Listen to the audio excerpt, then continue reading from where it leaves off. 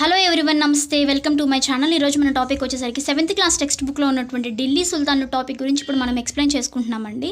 ఈ ఢిల్లీ సుల్తాన్లు అంటే ఎవరు, వారి యొక్క పరిపాలనా విధానం ఎలా ఉంది, వారి యొక్క సాంఘిక ఆర్థిక రాజకీయ పరిస్థితులు ఎలా ఉన్నాయి, అంటే ఢిల్లీ సుల్తాన్లో ముఖ్యమైనటువంటి పాలకులు ఎవరు, వారి యొక్క టైం పీరియడ్ ఏంటి, వారి యొక్క కళలు, నిర్మాణాలు, వాళ్ళు చేసినటువంటి కన్స్ట్రక్షన్స్ మొత్తం గురించి ఇప్పుడు మనం డీప్ ఎక్స్ప్లెనేషన్ అనేది చేసుకుందాము. ఢిల్లీ సుల్తాన్లు అంటే ఎవరు అనే టాపిక్లో ఇప్పుడు మనం వెళ్ళిపోయినట్లయితే ఫస్ట్ వచ్చేసరికి ఢిల్లీ సుల్తాన్లు వీరు వచ్చేసరికి క్రీస్తు శకం 1206 నుంచి 1526 వరకు వీరి యొక్క పరిపాలనా విధానం అనేది జరిగిందండి. అంటే సుమారు ఒక 300 సంవత్సరాలకు పైగా వీరు మన ఢిల్లీని రాజధానిగా చేసుకొని పరిపాలించారనమాట. ఇలా ఢిల్లీని రాజధానిగా చేసుకొని పరిపాలించినటువంటి 13వ శతాబ్దం నుంచి 16వ శతాబ్దం వరకు ఉన్నటువంటి రాజులని మనం ఢిల్లీ సుల్తాన్లు అని చెప్తామన్నమాట.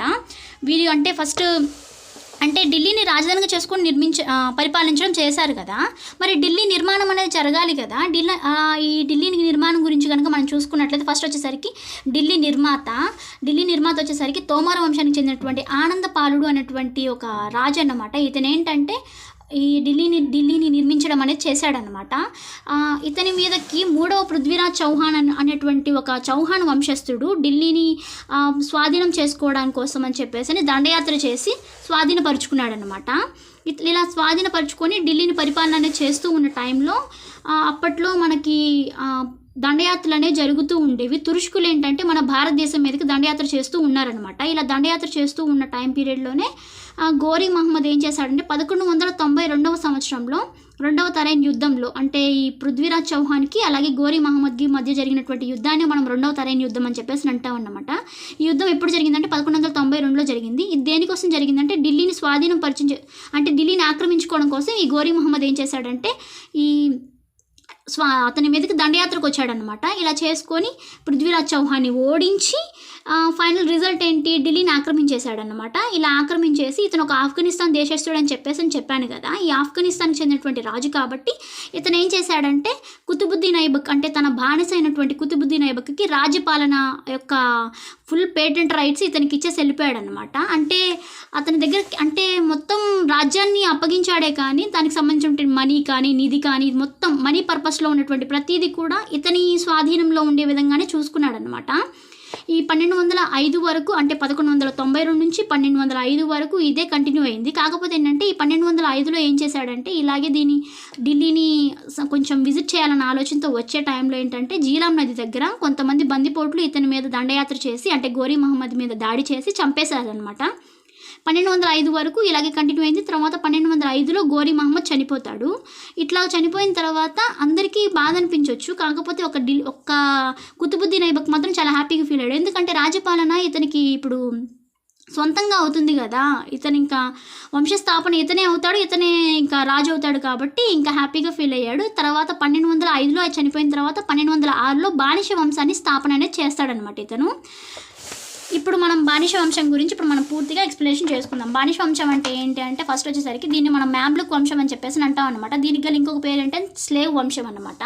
స్లేవ్స్ అంటే ఏంటంటే బానిసలు అని అర్థం కదా, ఆ పాయింట్ ఆఫ్ వ్యూలో అనమాట.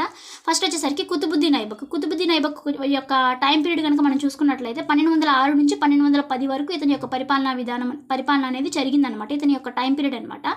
ఇతను 4 సంవత్సరాలు పరిపాలన చేశాడు. నెక్స్ట్ వచ్చేసరికి ఇతను ఒక బానిస వంశ స్థాపకుడు, అలాగే గోరీ మహమ్మద్ యొక్క బానిస అన్నమాట. ఇతని యొక్క రాజధాని వచ్చేసరికి లాహోర్ని రాజధానిగా చేసుకొని పరిపాలన అనేది చేశాడు. జిజియా పన్నుని ప్రవేశపెట్టాడనమాట. నెక్స్ట్ వచ్చేసరికి ఇతను కన్స్ట్రక్ట్ చేసినటువంటి నిర్మాణాలు కనుక చూసుకున్నట్లయితే ఫస్ట్ వచ్చేసరికి కుతుబ్ మినార్, ఇది ఢిల్లీలో ఉంది. నెక్స్ట్ వచ్చేసరికి కువత్ ఉల్ ఇస్లామియా అనేటువంటి ఒక మసీద్ని కన్స్ట్రక్ట్ చేయించాడు, అది ఢిల్లీలో ఉంది.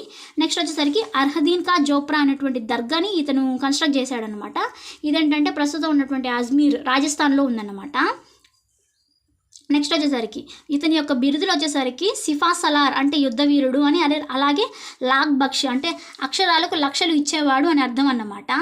నెక్స్ట్ వచ్చేసరికి ఇతను ఏంటంటే 1210వ సంవత్సరంలో పోలో ఆట ఆడుతూ, అంటే చౌగన్ ఆట ఆడుతూ చనిపోయాడు అనమాట. అంటే పోలో ఆట అంటే ఏంటంటే జనరల్గా మనకందరికీ తెలుసు, ఇట్లా గుర్రం మీద స్వారీ చేస్తూ హాకీ ఆడతారు, తెలుసు కదా మీకు అందరికీ, ఆ హాకీ అన్నమాట.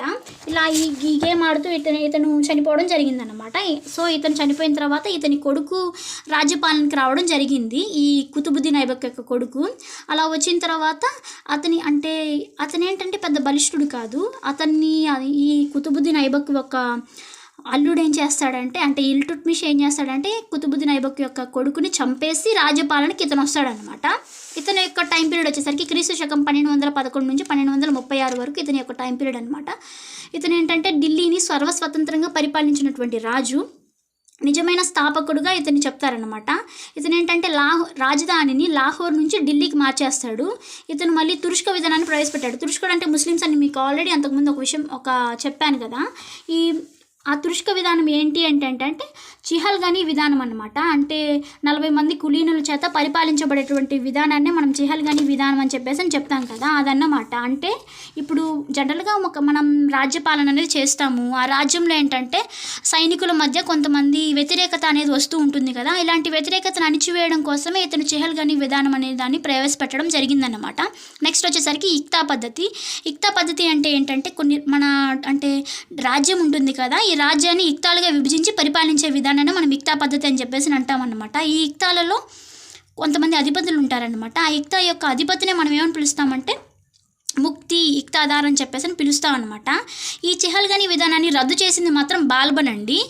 అలాగే ఈ నెక్స్ట్ వచ్చేసరికి ఈ ఢిల్లీ సుల్తాన్లో నాణ్యాలను ముద్రించింది మాత్రం ఇల్టుట్మిష్ అని చెప్పేసి చెప్తారనమాట. ఇతని యొక్క బిరుదు వచ్చేసరికి సమాధుల పితామహుడు అని చెప్పేసి చెప్తామన్నమాట. నెక్స్ట్ వచ్చేసరికి అలాగే ఇతను వెండి నాణ్యాన్ని మనం టంకా అని పిలుస్తాము. అలాగే రాగి నాణ్యాన్ని జిట్టల్ అని చెప్పేసి పిలుస్తాం అనమాట. వీటిని ముద్రించడం అలాగే వాడడం అనేది ఇక్కడ ఇతనే చేశాడు. ఇల్టుట్మిష్ యొక్క పరిపాలనా విధానంలోనే జరిగిందనమాట. నెక్స్ట్ వచ్చేసరికి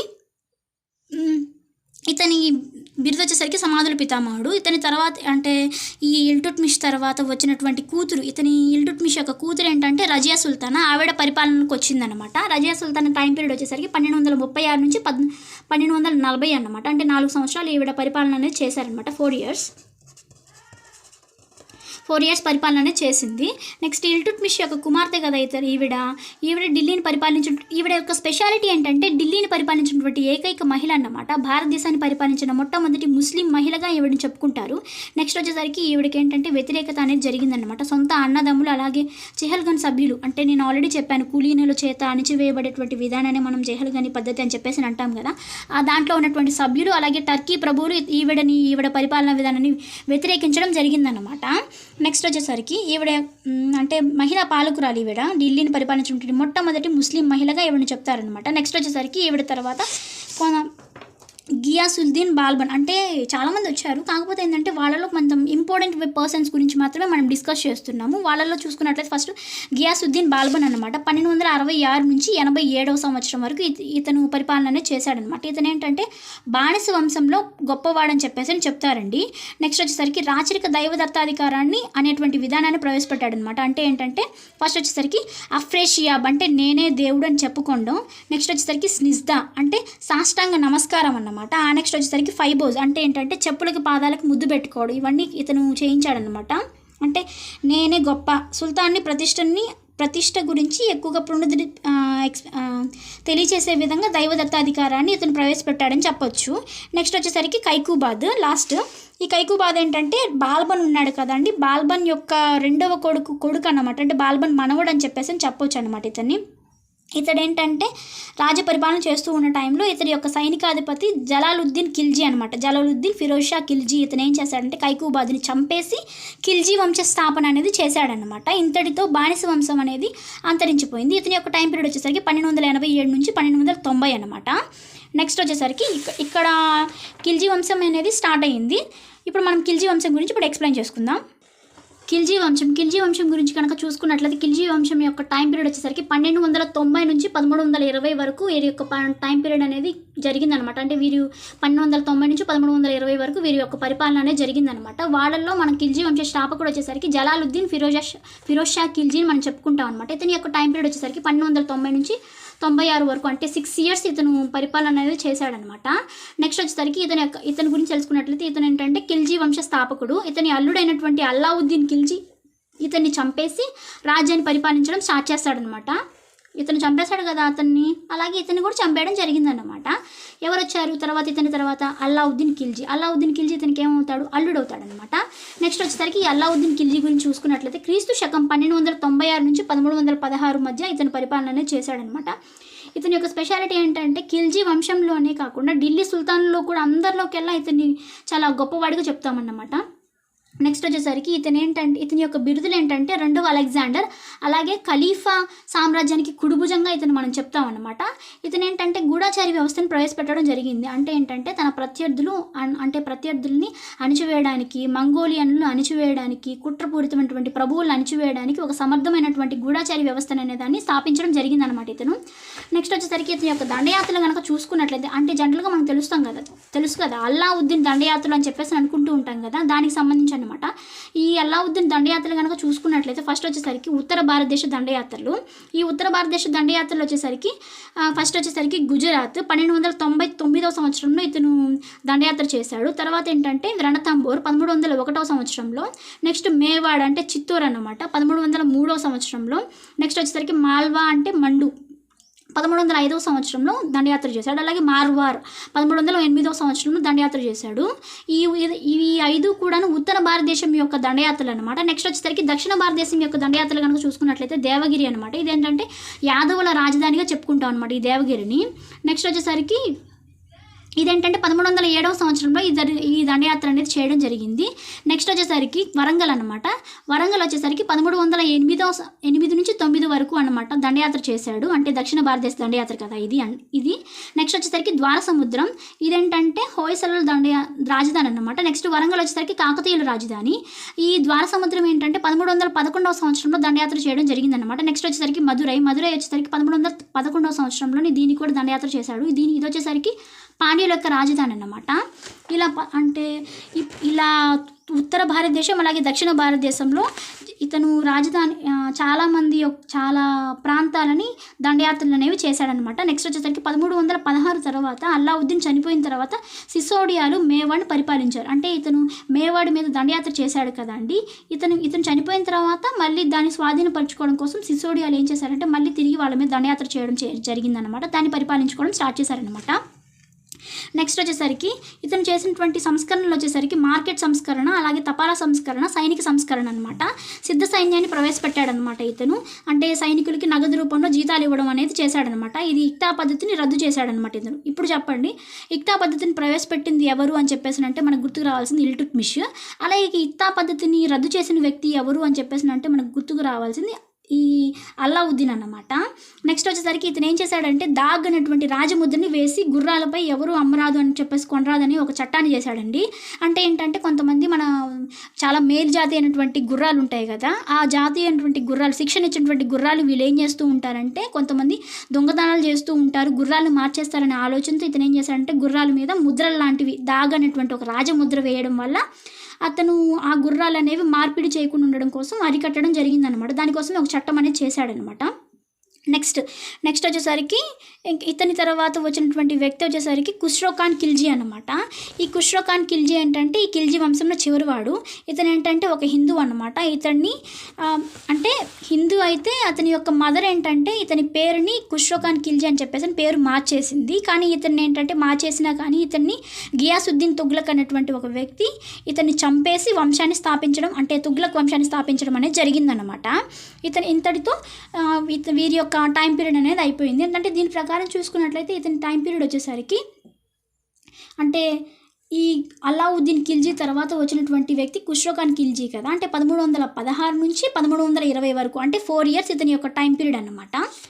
1316 నుంచి 1320 వరకు, అంటే 4 ఇయర్స్ ఇతని పరిపాలన అనేది చేశాడనమాట. 4 ఇయర్స్. ఈ 4 ఇయర్స్ తర్వాత ఇతన్ని గియాసుద్దీన్ తుగ్లక్ ఏంటంటే చంపేశాడు. నెక్స్ట్ వచ్చేసరికి ఇతనితో ఖుస్రో ఖాన్ ఖిల్జీతో ఇంకా ఖిల్జీ వంశం అనేది అంతమైపోయింది. నెక్స్ట్ వచ్చేసరికి తుగ్లక్ వంశం గురించి ఇప్పుడు మనం ఎక్స్ప్లెయిన్ చేసుకుందాం.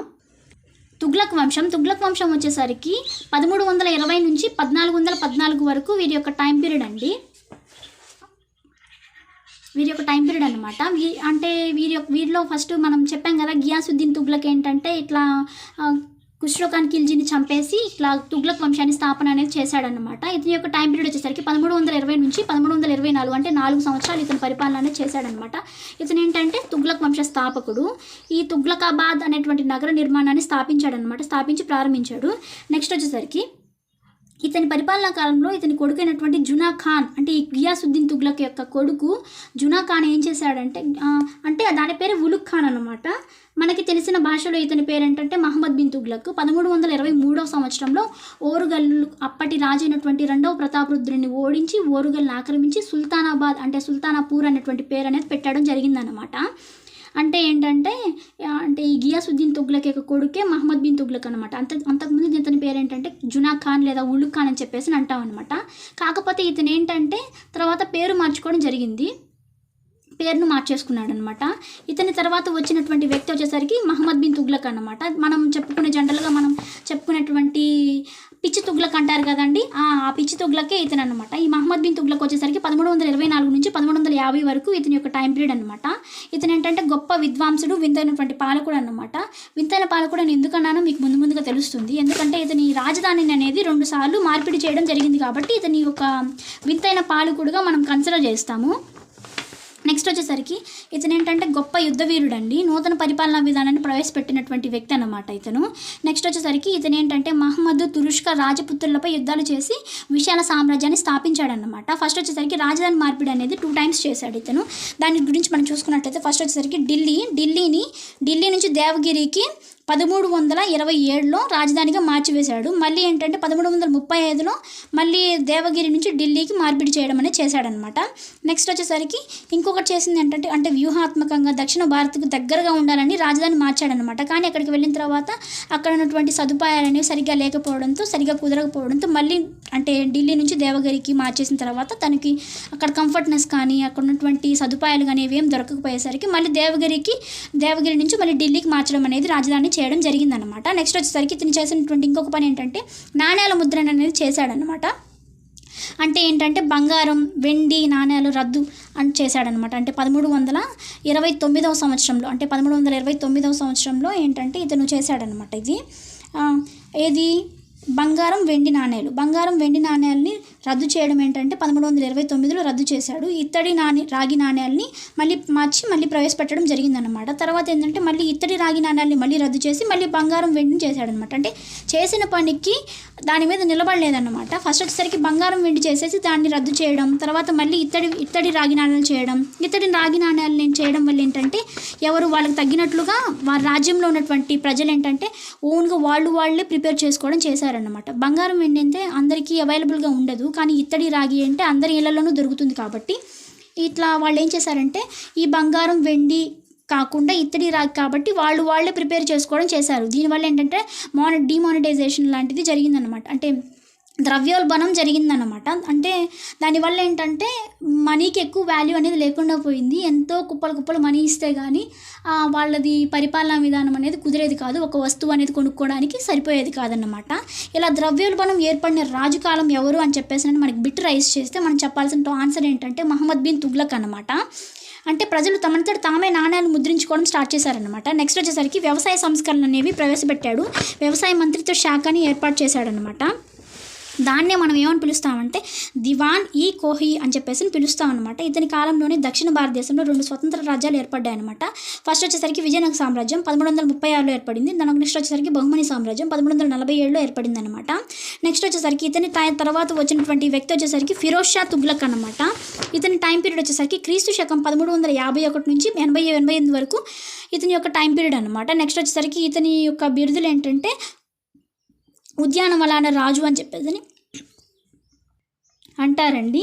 నెక్స్ట్ వచ్చేసరికి ఇతను ఏంటంటే మహమ్మద్ బిన్ యొక్క తమ్ముడి కొడుకు అన్నమాట.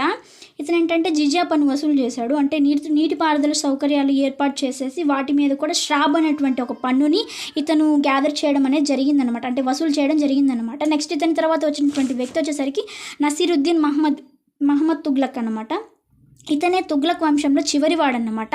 ఇతని కాలంలోనే తైమూర్ దండయాత్రలు అనేవి జరిగాయన్నమాట. తైమూర్ దండయాత్రలు అంటే ఏంటంటే వాళ్ళు ఏంటంటే అంటే ఘోరమైన రాక్షసులు అని చెప్పొచ్చు. 1398లో జరిగిందండి ఈ యొక్క దండయాత్ర. వీళ్ళేంటంటే ఆటవిక పద్ధతిలో ఢిల్లీని ధ్వంసం చేయడం జరిగిందన్నమాట. అంటే ఆఫ్ఘనిస్తాన్ వాళ్ళు అన్నమాట వీళ్ళు, ఈ తైమూర్ జాతి. వీళ్ళేంటంటే వీళ్ళ యొక్క ధ్వంసం అనేది ఏ విధంగా ఉందంటే ఢిల్లీని నిర్మించడం కోసం 1 శతాబ్దం పట్టిందనమాట. మళ్ళీ కన్స్ట్రక్ట్ చేయడం కోసం అంత టైం పీరియడ్ అనేది అనేది తీసుకుందన్నమాట. అంత ఘోరంగా వీళ్ళు దండయాత్ర అనేది చేశారనమాట. ఇప్పుడు మనకి పాయింట్ రైజ్ అవ్వాలి, ఏమని, తైమూర్ దండయాత్రలో ఏ సంవత్సరంలో జరిగింది అని చెప్పేసి అంటారు. 1398. ఏ టైంలో జరిగింది? తుగ్లక్ వంశంలో జరిగింది. ఓకే, ఇలాగ మనకి పాయింట్ అనేది రైజ్ అవ్వాలి. నెక్స్ట్ వచ్చేసరికి మనం ఈ తుగ్లక్ వంశం అయిపోయింది కదా, నెక్స్ట్ వచ్చేసరికి సయ్యద్ వంశం గురించి ఇప్పుడు మనం తెలుసుకుందాము. సయ్యద్ వంశం వచ్చేసరికి 1414 నుంచి 1451 వరకు వీరి యొక్క పరిపాలన అనేది జరిగిందండి. వీళ్ళేంటంటే వీళ్ళకి సంబంధించి పెద్ద ఇంపార్టెన్స్ ఏం లేదు కాబట్టి మనం ఏంటంటే వీరి యొక్క రాజుల గురించి మనం జస్ట్ పేర్లు మాత్రమే తెలుసుకొని వెళ్ళిపోదాము. ఫస్ట్ వచ్చేసరికి కిజర్ ఖాన్ సయ్యద్ అనమాట. ఇతను ఏంటంటే ఈ సయ్యద్ వంశ స్థాపకుడు అనమాట. 1414 నుంచి 1421 వరకు ఇతని యొక్క పరిపాలన అనేది జరిగిందనమాట. నెక్స్ట్ ఇతని తర్వాత ముబారక్ షా సయ్యద్ అని చెప్పేసి ఒక ఆయన వచ్చాడు. ఇతను ఏంటంటే రాజ్య విస్తరణకు ప్రయత్నం చేశాడు కానీ విఫలం అయిపోయాడు అనమాట. నెక్స్ట్ ఇతని తర్వాత వచ్చిన వ్యక్తి వచ్చేసరికి మహమ్మద్ షా సయ్యద్. ఇతని తర్వాత వచ్చినటువంటి వ్యక్తి అల్లావుద్దీన్ ఆరామ్ షా సయ్యద్ అనమాట. ఇతను ఏంటంటే ఈ సయ్యద్ వంశంలోని చిట్ట చివరి సుల్తాన్ అనమాట. ఇతన్ని క్రీస్తు శకం 1451లో బహ్లూల్ లోడి అంతం చేసి సయ్యద్ వంశాన్ని అంతం చేశాడనమాట. అంటే ఏంటంటే ఇక్కడతో సయ్యద్ వంశాన్ని కంప్లీట్ అయిపోయి లోడి వంశం అనేది స్టార్ట్ అయిందనమాట. లోడి వంశం గురించి కనుక మనం ఇప్పుడు తెలుసుకున్నట్లయితే లోడి వంశం 1451 నుంచి 1526 వరకు వీరి యొక్క టైం పీరియడ్ అనమాట. వీళ్ళలో ఫస్ట్ వచ్చేసరికి బహ్లూల్ లోడి ఈ లోడి వంశ స్థాపకుడు అనమాట. ఇతడేంటంటే తన ప్రభువుల్ని సంతృప్తిపరచడానికి అనేక కార్యక్రమాలు ప్రవేశపెట్టాడనమాట ఇతను. నెక్స్ట్ ఇతని తర్వాత వచ్చినటువంటి వ్యక్తి సికిందర్ షా లోడి అనమాట. ఇతను ఏంటంటే ఆగ్రా నగర నిర్మాత అనమాట. ఢిల్లీ నుంచి ఆగ్రాకి రాజధానిని మార్చాడనమాట 1506 సంవత్సరంలో. నెక్స్ట్ వచ్చేసరికి హిందువుల యొక్క పవిత్ర స్థానాలను రద్దు చేశాడనమాట. అంటే హిందువులకి అగెనిస్ట్గా ఇతను ఉన్నాడనమాట. తీర్థయాత్రలపై పన్ను విధించడం లాంటిది చేశాడనమాట. నెక్స్ట్ వచ్చేసరికి ఇతని తర్వాత వచ్చినటువంటి వ్యక్తి వచ్చేసరికి ఇబ్రహీం లోడి అనమాట. ఇతను ఏంటంటే ఢిల్లీ సుల్తాన్లో చిట్ట చివరివాడు. ఇప్పుడు ఇతను ఏంటంటే లోడి వంశంలో చిట్ట చివరివాడు అనమాట. ఇతని టైం పీరియడ్లోనే ఒక యుద్ధం జరిగింది. చాలా ఫేమస్ యుద్ధం అనమాట. అదేంటంటే మొదటి పానిపట్టు యుద్ధం అంటారు కదండి, అది జరిగిందన్నమాట. అంటే ఏంటంటే 1526లో ఇబ్రహీం లోడీకి అలాగే బాబర్ ఎవరు అంటే తైమూర్ వంశానికి చెందినటువంటి వ్యక్తి అన్నమాట. తైమూర్ వాళ్ళ యొక్క వారసుడు అన్నమాట. ఈ బాబర్కి అలాగే ఇబ్రహీం లోడీకి, అంటే లోడీ వంశంలో ఉన్నటువంటి ఇబ్రహీం లోడీకి చివరి వాడినటువంటి ఇతనితో 1526 సంవత్సరంలో యుద్ధం జరిగింది. దాన్నే మనం ఏమంటామంటే మొదటి పానిపట్టు యుద్ధం అని చెప్పేసి అంటాం అనమాట. ఇప్పుడు మనకు క్వశ్చన్ రైజ్ అవ్వాలి, ఏమని, మొదటి పానిపట్టు యుద్ధం ఎవరెవరికి మధ్య జరిగింది అంటే ఇబ్రహీం లోడీ అలాగే బాబర్ అన్నమాట. వీళ్ళిద్దరిలో ఎవరు గెలిచారు అంటే బాబర్ గెలిచారు, ఇబ్రహీం లోడీ ఓడిపోయాడు. ఓకే, అంతే. ఇప్పుడు మనకి ఇంకొక బిట్ రైజ్ అవ్వాలి, ఏమని, ఈ బాబర్ మొఘల్ వంశాన్ని ప్రారంభించాడు అనమాట. ఇట్లా ఇప్పుడు మనకి రావాల్సిన టాపిక్ ఏంటి, మొఘల్ సామ్రాజ్య స్థాపనకు నాంది పలికినటువంటి యుద్ధం ఏంటి అని చెప్పేసి అన్నారనుకో. ఈ బాబర్ అనే వ్యక్తి మొఘల్ వంశానికి చెందినటువంటి వ్యక్తి కదా, కాబట్టి మొఘల్ సామ్రాజ్య స్థాపన అనేది జరగడానికి నాంది పలికిన యుద్ధం అనగానే మనకు గుర్తుకు రావాల్సింది ఏంటి, మొదటి పానిపట్టు యుద్ధం అన్నమాట. నెక్స్ట్ వచ్చేసరికి ఢిల్లీ సుల్తాన్ల అంతానికి కారణమైనటువంటి యుద్ధం ఏంటి అని చెప్పేసి అంటే మనకు గుర్తుకు రావాల్సింది ఏంటి, మొదటి పానిపట్టు యుద్ధం అన్నమాట. ఈ పాయింట్ ఆఫ్ వ్యూలో కూడా మనం బిట్స్ని పట్టగలిగే కెపాసిటీ, అంటే మనం ఆ పాయింట్ ఆఫ్ వ్యూలో కూడా మనం థింక్ చేయగలగాలన్నమాట.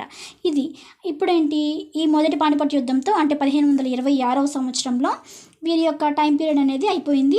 ఇంతటితో ఢిల్లీ సుల్తాన్ యొక్క టైం అనేది క్లోజ్ అయిపోయింది, అంటే వీరి యొక్క పరిపాలన అనేది అంతమైపోయిందంట అన్నమాట. ఈ మొదటి పానిపట్టు యుద్ధంతో అయిపోయింది.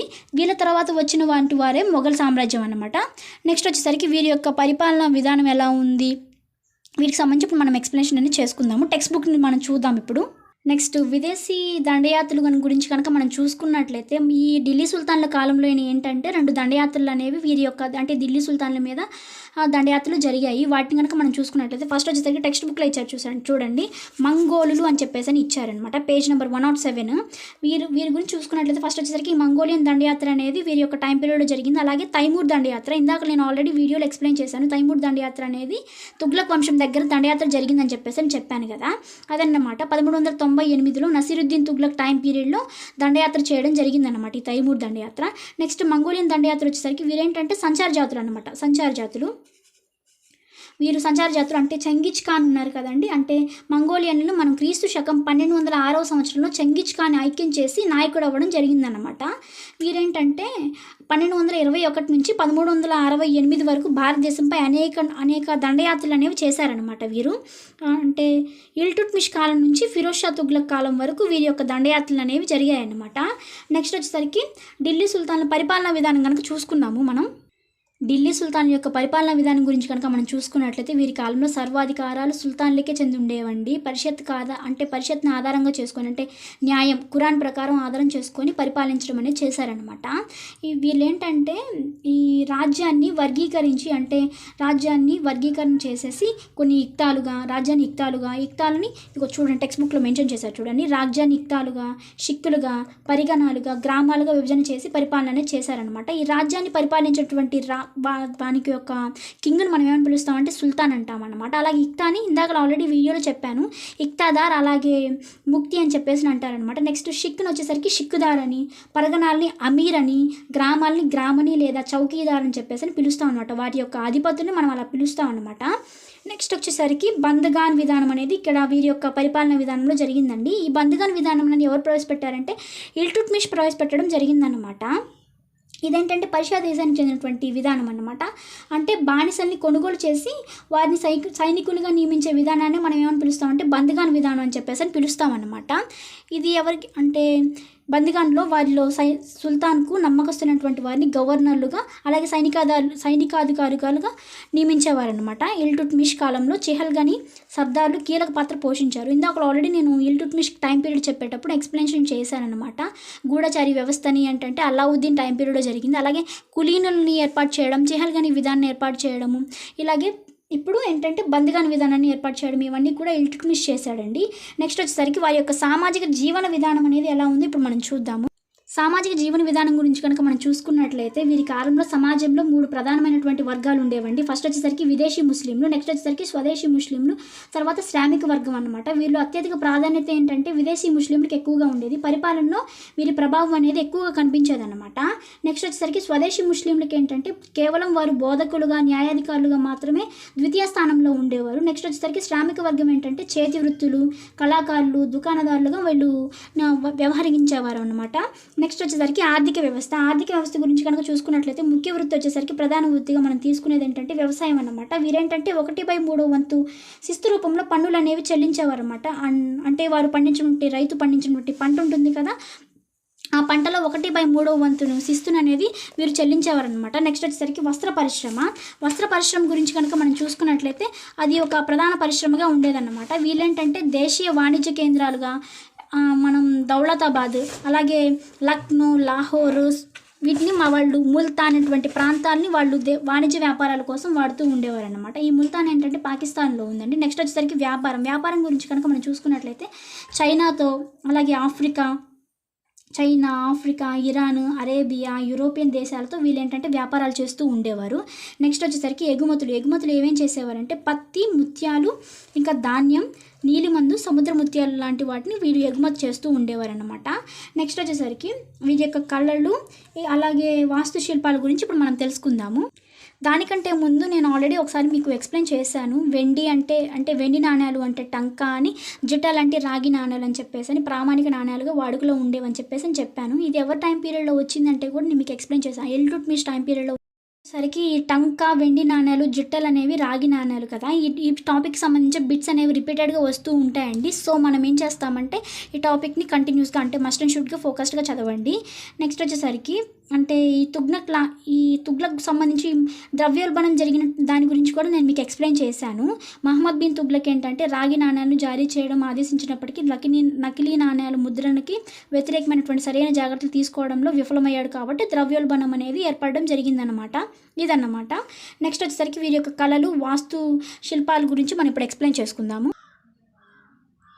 కళలు, వాస్తుశిల్పాల గురించి కనుక మనం చూసుకున్నట్లయితే వీరి టైం పీరియడ్లో ఇండో ఇస్లామిక్ శైలి అనేది జరిగిందండి. వీరి యొక్క పరిపాలనా కాలంలో 3 ప్రత్యేకమైనటువంటి వాస్తు శైలి నిర్మాణాలు అనేవి ఏర్పడ్డాయన్నమాట. ఫస్ట్ వచ్చేసరికి ట్రబియట్ వాస్తు శైలి అన్నమాట. ఈ ట్రబియట్ వాస్తు శైలి ఏంటంటే కార్బెల్ట్ విధానం అన్నమాట. అంటే క్రీస్తు శకం 8 నుంచి 13వ శతాబ్దాల మధ్య ఇది జరిగిందనమాట. అంటే దేవాలయాలు కానీ, మసీదులు కానీ, భవంతులు కానీ కట్టడం కోసం వీటిని వాడుతూ ఉంటారనమాట.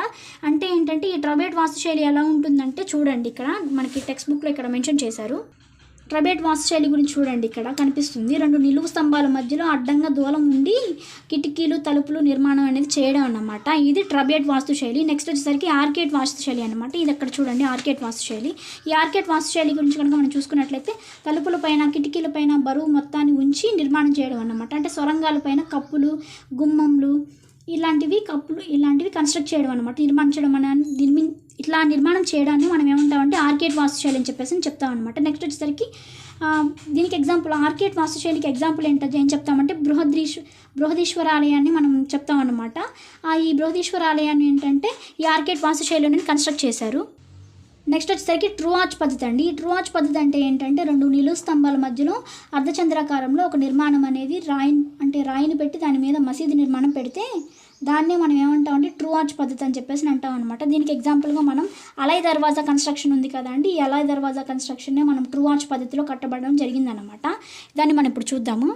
ఇదిగో చూడండి అలై దర్వాజా. ఈ అలై దర్వాజా చూసుకున్నట్లయితే ఫస్ట్ చూడండి, ఇక్కడ ఏంటంటే ఇట్లాగా ఫస్ట్ నిలువు స్తంభం పెట్టేసి దాని మీద అర్ధచంద్రాకారంలో ఇలాగా ఒక రాయిని పెట్టేసి దాని మీద మసీదు నిర్మాణాన్ని పెడితే దాన్ని ట్రూ ఆర్చ్ పద్ధతి అని చెప్పేసి అంటారనమాట. దీనికి ఎగ్జాంపుల్ ఏంటంటే అలై దర్వాజా. ఇది అలై దర్వాజా అనమాట. దీన్ని ఎవరు కన్స్ట్రక్ట్ చేశారంటే అల్లావుద్దీన్ ఖిల్జీ దీన్ని కన్స్ట్రక్ట్ చేయించడం జరిగిందనమాట.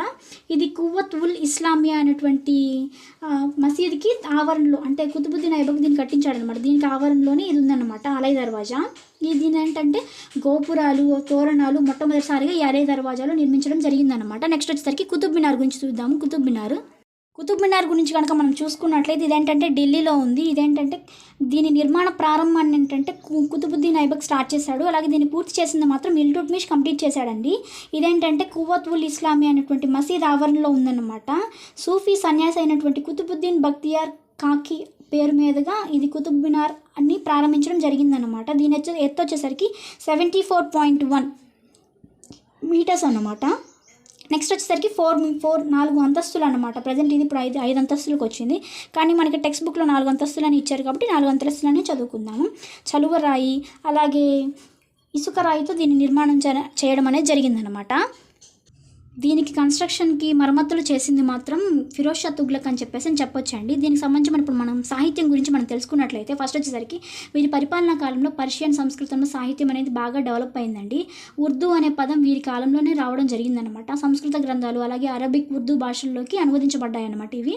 నెక్స్ట్ వచ్చేసరికి వీరి కాలంలో ఉన్నటువంటి రచయితల గురించి కనుక మనం చూసుకున్నట్లయితే ఫస్ట్ వచ్చేసరికి ఆల్బెరూని ఏంటంటే ఇతను ఒక గజ్నీ మహమ్మద్తో పాటు ఆస్థానానికి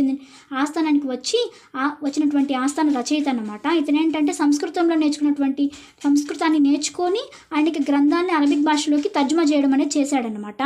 ఇతను ఏంటంటే భగవద్గీత అలాగే ఉపనిషత్తుల చేత ప్రభావితమైనటువంటి వ్యక్తి అనమాట. ఇతను ఇలా ప్రభావితమయ్యి గ్రంథాలు రాశాడు. ఇతను రచించినటువంటి గ్రంథం కనుక చూసుకున్నట్లయితే తారిక్ అల్ హిందూ, ఇది ఒక భారతదేశ చరిత్ర గురించి తెలియజేసినటువంటి ఒక గ్రంథం అన్నమాట. అంటే కితాబ్ ఉల్ హిందూ అని చెప్పేసి అంటాం అనమాట. నెక్స్ట్ వచ్చేసరికి ఇతని తర్వాత నెక్స్ట్ అమీర్ ఖుస్రూ. ఇతను ఒక పర్షియాకు చెందినటువంటి ఒక గొప్ప కవి అన్నమాట, గాయకుడు అనమాట. ఇతను ఏంటంటే అనేక ద్విపద కావ్యాలను రచించినటువంటి వ్యక్తి అనమాట. ఇతను ఏంటంటే తబలా, సితారాలను కనుగొన్నాడు అనమాట. ఇతను భారతదేశపు రామచిలుక అనేటువంటి బిరుదు అనేది ఇతనికి ఉందన్నమాట. అంటే టుట్ ఐ హిందూ అని చెప్పేసి అంటారనమాట. నెక్స్ట్ ఇతన్ని ఈ బిట్ని మన రిపీటెడ్గా ఈ 2 టాపిక్స్ మీద బిట్స్ అనేవి రిపీటెడ్గా మనకి టెట్ ఎగ్జామ్లో ఇచ్చారండి. సో కొంచెం మీరు ఇగ్నోర్ చేయకుండా ఈ టాపిక్స్ని కంప్లీట్ చేయండి.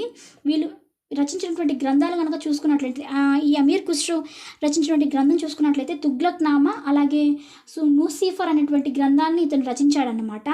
నెక్స్ట్ వచ్చేసరికి థర్డ్ వన్ వచ్చేసరికి జియావుద్దీన్ బరౌని అని చెప్పేసి ఇంకొక వ్యక్తి అనమాట. అతనికి సంబంధించి టెక్స్ట్ బుక్లో మెన్షన్ చేయలేదు, అంటే జస్ట్ పేరు మాత్రమే ఇచ్చారు. ఇక్కడ చూడండి జియావుద్దీన్ బరౌని అని చెప్పేసి అతను ఏంటంటే ఫిరోజ్ షా తుగ్లక్ యొక్క ఆస్థానం చెందినటువంటి వ్యక్తి అనమాట. ఇతను రచించినటువంటి గ్రంథం వచ్చేసరికి తారిక్ ఈ ఫిరోజ్ షాహీ అనేటువంటి గ్రంథాన్ని, అంటే ఫిరోజ్ షా తుగ్లక్ సంబంధించినటువంటి బుక్ని రచించినటువంటి వ్యక్తి అనమాట ఇతను.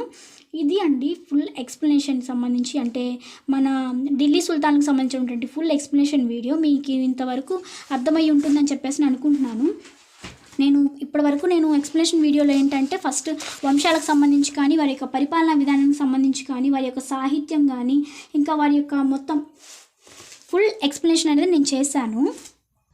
టెక్స్ట్ బుక్లో కూడా మెన్షన్ చేశారు. లోడీ వంశస్థుల పాలనా కాలంలో ఢిల్లీ సుల్తాన్ల పాలన ముగిసింది. అయితే తుగ్లక్ల కాలం నుండి పతనం ఆరంభమైందని చెప్పవచ్చు. 1398లో దండయాత్రలో దేశ సంపదను తరలించి వేశారు. తైమూర్ వినాశనం నుండి కోలుకోవడానికి ఢిల్లీకి 100 సంవత్సరాలు పట్టింది. బలహీన సుల్తాన్ల పాలనలో అనేక ప్రాంతీయ రాజ్యాలు ఏర్పడ్డాయి. ఈ దక్షిణ భారతదేశంలోనే ఈ లోడీలు, సయ్యద్లు వచ్చిన తర్వాత చివరిలో ఉన్నటువంటి ఇబ్రహీం లోడి ఉన్నాడు కదండి, టెక్స్ట్ మీ ఇట్లా నేను మెన్షన్ చేశాను చూడండి, ఇబ్రహీం లోడి ఉన్నాడు కదా, ఈ ఇబ్రహీం లోడి ఏం చేశాడంటే ఢిల్లీ సుల్తాన్లో చిట్ట చివరి వాడు అనమాట. ఇతను ఏంటంటే లోడి వంశంలో చివరివాడు. ఇతని మీదకి 1526 సంవత్సరంలో బాబర్ అనేటువంటి వ్యక్తి, ఇతను ఏంటంటే మొఘల్ సామ్రాజ్య స్థాపన అనేది చేశాడనమాట. ఇతను ఏంటంటే తైమూర్ వంశానికి చెందినటువంటి వ్యక్తి అనమాట. ఇతను దండయాత్ర చేసి ఇబ్రహీం లోడిని ఓడించి ఈ యొక్క ఢిల్లీని స్వాధీనపరుచుకొని మొఘల సామ్రాజ్య స్థాపన అనేది చేశాడనమాట. ఇప్పుడు మనకు ఇంతటితో ఈ ఢిల్లీ సుల్తాన్ల యొక్క పరిపాలనా విధానం అనేది అంతమైపోయిందన్నమాట. ఇది ఫుల్ ఎక్స్ప్లెనేషన్ అండి. మీకు ఇది అర్థమయ్యే ఉంటుంది అనుకుంటున్నాను. Thank you so much for watching. Please to subscribe. Thank you.